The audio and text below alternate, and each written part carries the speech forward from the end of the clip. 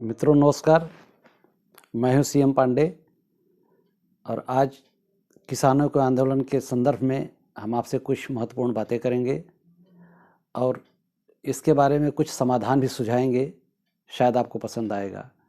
किसी भी चीज़ का समाधान करने के लिए सबसे पहले समस्या का जानना ज़रूरी होता है और किसानों के संदर्भ में, इस आंदोलन के संदर्भ में समस्या की शुरुआत होती है। जब यह कानून बना था तो लोकसभा में पारित होने से पहले कांग्रेस के लोगों ने वॉकआउट कर दिया। संख्या बल कम होने के नाते वहाँ पे इन्होंने सामना नहीं किया। बाद में चूँकि पंजाब उनका स्टेट है, वहाँ पे उनकी सरकार है, फिर वहाँ पे उन्होंने उसका बाकायदा आंदोलन की शुरुआत किया। शुरू में तो उन्होंने रेलवे पे को रोक रखा था और उन्होंने सोचा था शायद यहाँ से गवर्नमेंट झुक जाएगी। ऐसा कुछ हुआ नहीं, बल्कि वहाँ पे पंजाब के लोगों को ही दिक्कत होने लगी और उनको लगा कि नहीं, ये यहाँ पे राजनीतिक फ़ायदा होने के बजाय नुकसान हो जाएगा। तो उन लोगों ने अपना वहाँ से पूरा सेटअप उठा करके वो दिल्ली में आके शिफ्ट हो गए।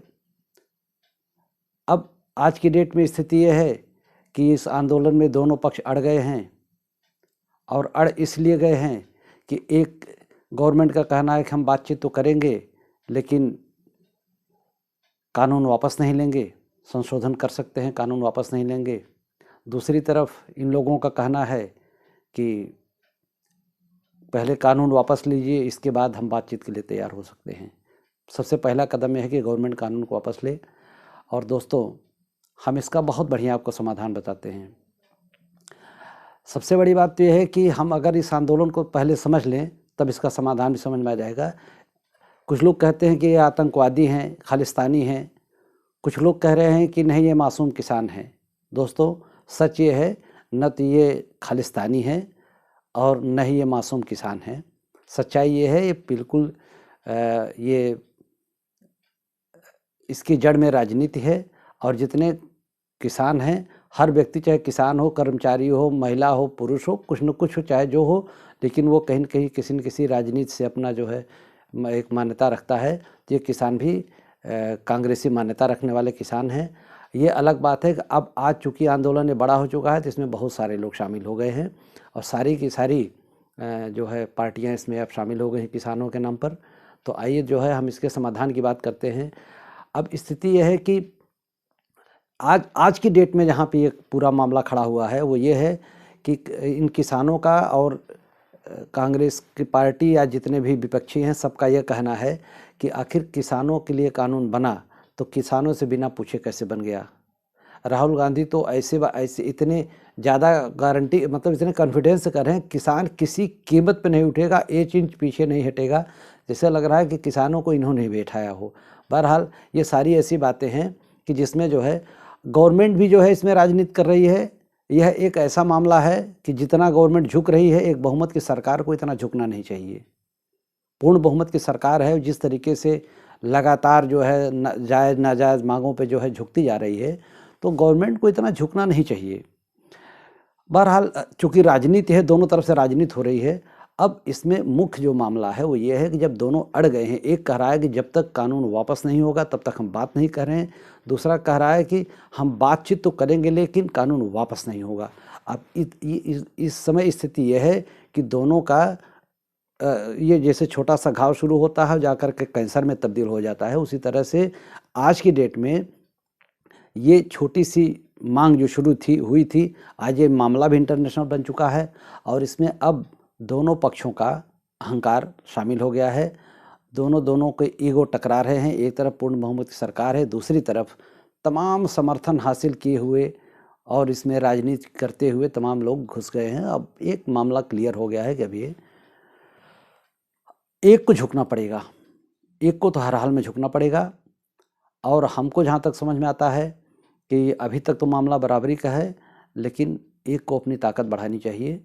और हम आपको समाधान के रूप में ये बताएंगे कि किसानों को अपनी ताकत बढ़ानी चाहिए। और अगर उनका ये तर्क सही है कि बिना किसानों से पूछे कानून बना दिया गया तो गलत है, बिना किसानों से पूछे कानून नहीं बना चाहिए, तो हम आपको कुछ और ऐसे कानून बता देते हैं, आपको याद दिलाते हैं, वो भी बिना उनसे पूछे बना दिए गए हैं। अगर उन लोगों को भी आप अपने आंदोलन में शामिल करेंगे तो आपके आंदोलन की ताकत बहुत ज़्यादा बढ़ जाएगी। और ये कानून है, जैसे आतंकवादियों और अपराधियों पे बहुत सारे कानून बन गए, लेकिन इन लोगों से कभी पूछा नहीं गया। बलात्कारियों पर बहुत सारे कानून बना दिए गए, लेकिन इन बलात्कारियों से कभी नहीं पूछा गया, इनसे राय नहीं ली गई। और तो और गोवंश पर कानून बना दिया गया, न गायों से पूछा गया, न सांडों से पूछा गया। तो अगर यह तर्क सही है कि जिसके लिए कानून बनाया जाए बगैर उससे पूछे अगर बना दिया जाएगा तो वो कानून अवैध हो जाएगा, तो हम आप लोगों से निवेदन करते हैं कि ये कानून, इस आधार पर यह कानून भी अवैध है कि आतंकवादियों से बिना पूछे आतंकवाद पे कानून बन गया, बलात्कारियों से पूछे बिना बलात्कार पे बन गया, गोवंश से बिना पूछे गोवंश पे कानून बन गया।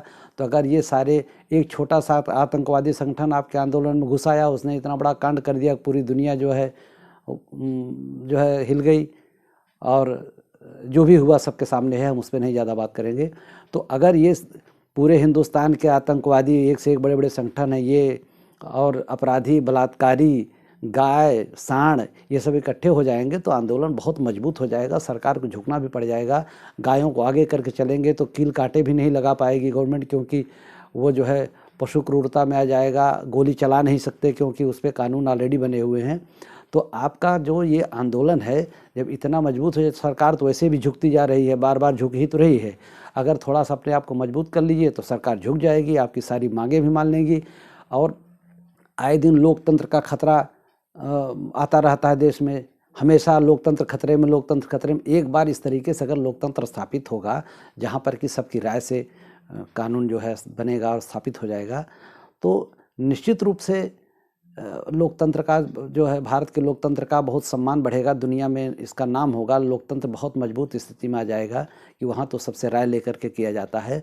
तो हम किसानों से और विपक्षी पार्टियों से सब अनुरोध करते हैं कि और भी अपने आंदोलन को मजबूत करें, इन सारे आतंकवादियों, बलात्कारियों, गायों, सांडों को शामिल करें और आंदोलन को इतना मजबूत कर दें कि गवर्नमेंट को झुकना पड़ेगा, गवर्नमेंट झुके भी और इसका कानून भी वापस होगा, आपकी जय जयकार होगी, हिंदुस्तान का नाम भी होगा और इस समस्या का समाधान भी हो जाएगा।